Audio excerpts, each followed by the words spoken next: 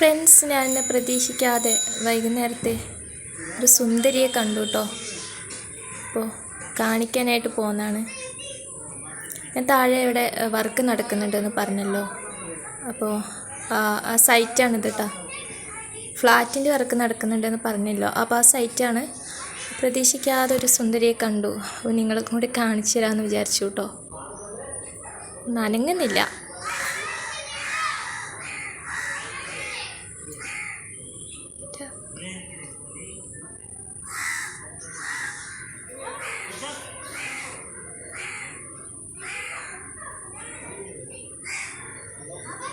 Site ഇതാണ്. ഇവിടെയാണ്. കുറച്ച് അങ്ങോട്ട് കണ്ടോ വർക്ക് നടന്നുകൊണ്ടിരിക്കുന്നത്. ഇതൊക്കെ വില്ലയാണ് കേട്ടോ. ഇതൊക്കെ